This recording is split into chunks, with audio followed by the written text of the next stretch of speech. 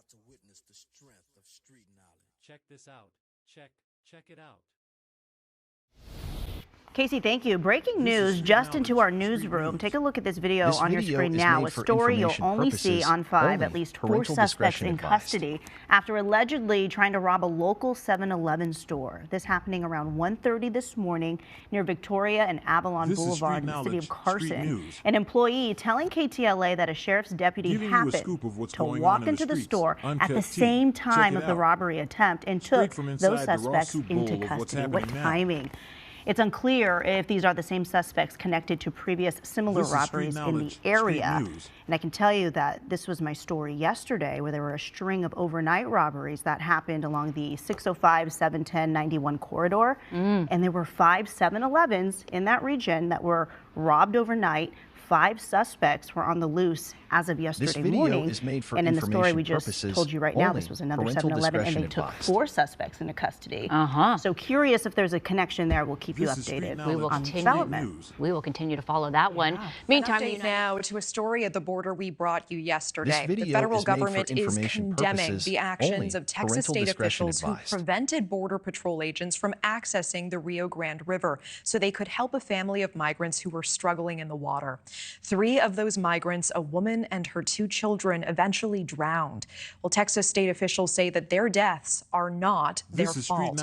News Nation correspondent Jorge Ventura is live for us in Eagle Pass, Texas, where this occurred with the latest developments here. Jorge.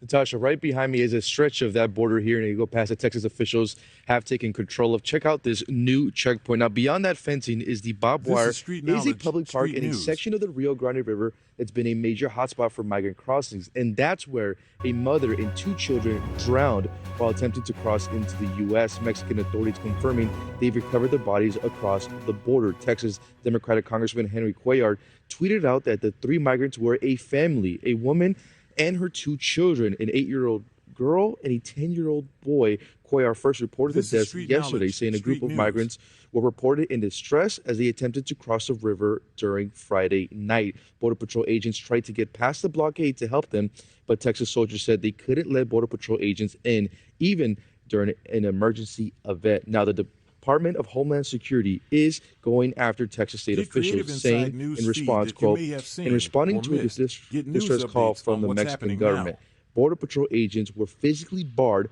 by Texas officials from entering the park. The Texas governor's policies are cruel, dangerous, and inhumane, and Texas' blatant disregard for federal authority over immigration poses grave risk. However, Texas state officials are shooting back, saying that the migrant drownings aren't their fault and that they did their own search for these distressed migrants. The Texas Military Department telling News Nation it, quote, actively searched for the river with lights on and night vision goggles. No migrants were observed. They added that when Mexican authorities located the migrants on the Mexican side of the riverbank, Mexican authorities required no additional assistance at the time and ceased their operation. Now, Congressman Cuellar has also responded to that statement from Texas military and acknowledged that Texas military did their own investigation with the migrants on the river, but says that he wants these state officials to be working with federal officials instead of going against them. And once again, Natasha, this is the scene here where you have no Border Patrol agents being able to enter Shelby Park at this moment. Only Texas state troopers, Texas National Guard,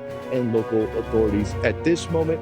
And from what we are viewing here, Natasha, we're going to expect this to go pretty long term. Texas military actually set up 2 new command posts inside Shelby Park.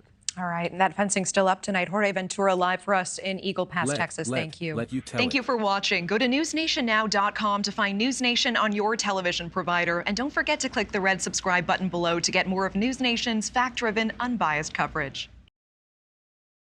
For watching our digital media, and thank you for your support.